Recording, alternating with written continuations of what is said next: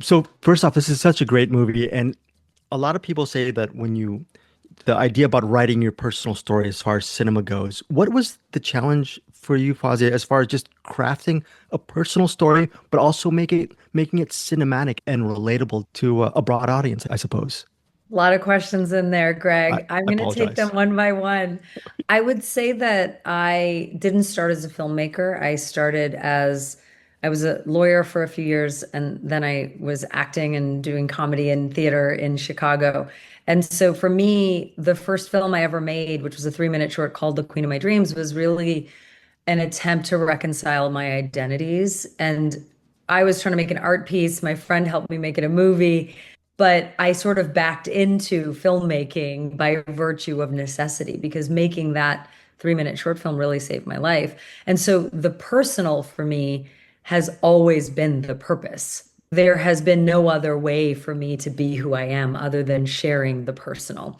And so if you look at anything I've ever made, whether it's as an actor, as a writer, now as a director in the last 5 years, everything is deeply personal, even if it's not about me, because that's how I move in the world and how I survived entering this business and just sort of survived as a queer Muslim brown person, reconciling all those identities. So when I think about how do you put the personal on the screen or how did I come to this film, there was no question that it was going to be personal because it was from the short film. Then there was a one-person play I performed that was deeply personal. The character's name was Fawzia. And then there was this adaptation, which is it's inspired by, but takes a lot of it takes a lot of its own paths and is a bit of a fantasy as well. And the character's name is Azra Lovazy in a name.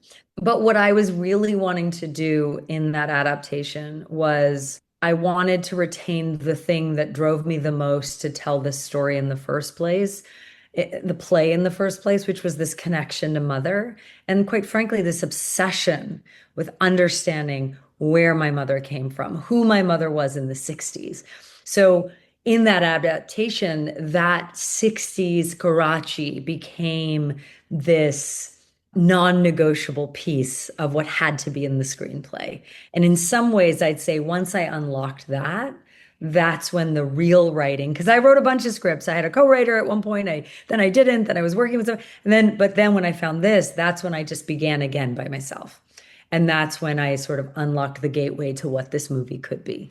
Hamza, I was wondering for you, do you relate to that as well regarding the personal journey as far as being an actor and an artist? Because in the movie, it's sort of jokingly said that to be an actor, actress, one has to possibly lie, whether you're selling Tupperware or making a performance, but there is a lot of personal truth regarding that storytelling. Do you relate to that journey as well? And on top of that, and I apologize for the million questions, but how important is it to be part of this project, which is really all about truth as well? So, Yeah, I think acting is a very personal medium in that regard. And however you get to that, whether you're working from the personal and inside out, or whether you work from the outside in and find a way to connect personally to it, ultimately, whatever gets the job done, as soon as you get really specific about the thing that means something to you, that's the thing that resonates with an audience, in my opinion. When I can see myself in something, whether it's coming from me or whether I'm putting myself in that position and reacting to what's there in terms of the script, the character, and everything. If it's not personal to me, it's just not fun because so often we're all walking around the world in these impersonal relationships and these impersonal conversations. And if it doesn't get to a place where you can achieve true vulnerability and respond to something from a personal place, how's that any different from a business meeting where you're just sort of posturing and you know what I mean? And granted, you can wear a nice costume and get some makeup and have some cool lights and stuff like that, but that becomes more pageantry and entertainment and is an important aspect of what we do. But the thing that really drives it for me is to be able to be seen. And what I want to be seen for is my personal experience, be that a direct facsimile of the things that happened or an adaptation of my life, such as this film has become the way that Fawzia went about it. Whatever version of it that takes, hopefully at the end of a 40, 50-year career, I'll have at least covered some bases where I'm just like, okay, cool. Whether or not I was able to share my entire personal journey with somebody or how I felt. Hopefully, I covered enough such that I can feel moderately satisfied or seen or loved in a way that was the genesis of why I started to do this in the first place. As far as And this, oh, sorry. I was gonna say, interestingly, Hamza was the first person cast in the movie, and I don't think we get to talk about that enough. And we had met on a Zoom during some part of the pandemic. It was for Eid, and we were attending a Zoom event for Eid together. And I was like, this guy's cool. He was on a list for me to meet for actors to play the role.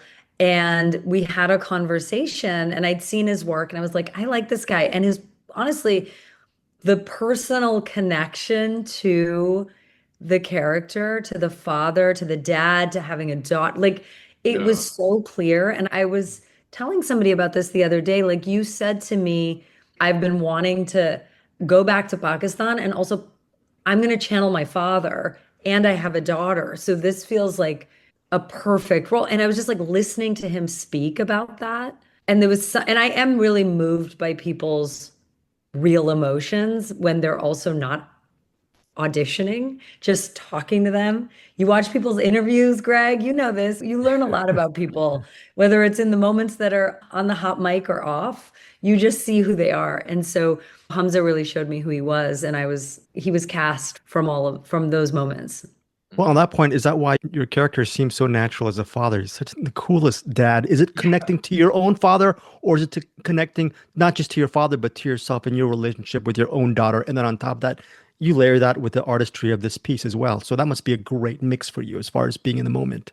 Yeah, it was just, it feel like all of these things kind of came together in the sense that I love my father. Like, I'm very fortunate. Granted, everybody makes mistakes and everybody has their flaws and everybody is dealing with things that, that I never had to deal with, that I can't put myself in his shoes. So not to put my father on a pedestal or anything like that, but on a completely separate conversation, to put him on a pedestal, I have a very good father. He's truly doing his absolute best always. And doing your absolute best is taking risks and making mistakes as well. And he moves forward through that. So instinctively, I was a pretty young father, like I hadn't been doing it that long, and when this script came along, and I really just wanted to have a story where Hassan to me is a good example of how I would like to do it. It's got elements of how my father did it, the best versions of him, and essentially the impetus was just one day, I don't know, like I didn't grow up watching medical dramas, so it stands to reason that maybe my daughter doesn't watch medical dramas either. But hopefully one day she'll go back and watch some of the things that I've done. And I wanted her to really see something where it was like, okay, cool. Whoever I grow up to be, my father is gonna really understand or do his best to understand, even if he doesn't get it. That we're Yeah. always on the same team, and that's what I loved about Hassan, and that's kind of a big part of why I wanted to go about it because I liked the story of a man that did everything just to make his daughter feel seen. And when we lose him throughout the movie, or like at the beginning of the movie, and have that, he has to be a formidable presence of love in order to tell the story of that loss as well. So easy choice to want to do it. Fazia, on that idea of getting it, I was reading a couple of your interview pieces back in 2006 or 2007. I think 2006. You were just really passionate about the arts and you were wondering about queer Muslim stories with Bollywood flourishes. And your thinking is, how am I going to represent that? Now, years later, what's it like going through this acclaimed and immersive festival run and seeing work isn't really complete until it's shared? What's it like sharing your work with other people and telling and having people come back to you and saying, that's me on the screen? That must mean a lot to you. Oh, I mean, it's everything. I knew how alone I felt in 2006. I mean, that was the year my whole life changed. I lost my father. He died in the very dramatic manner in which Hassan dies in this film on a trip to Pakistan the day he arrived. I stopped being a lawyer. I started acting, and I came out as well, slowly. Let's say very slowly. I started going to gay bars.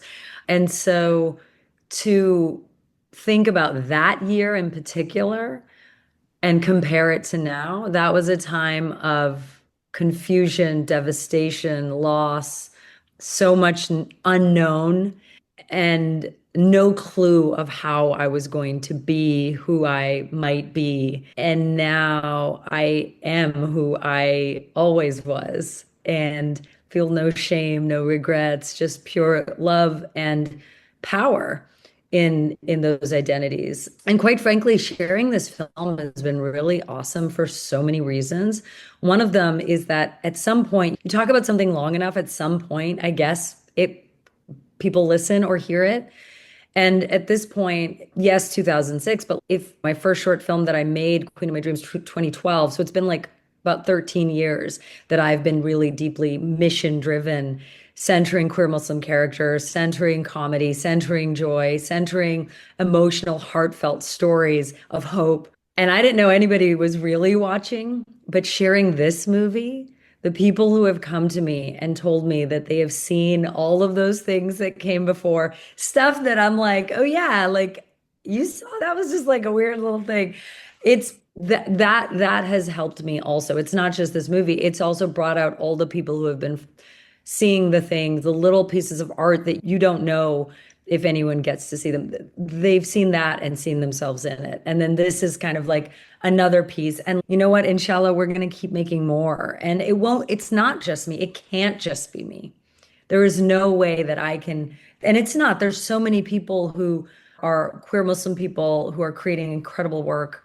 And not just queer Muslim people, but Muslim people, whether they're South Asian or not, whose work is incredible, who have not been given that or been elevated to that place of having that maybe international acclaim, and they deserve it because we need all of us, every single one of us, for true liberation, not just aspirational.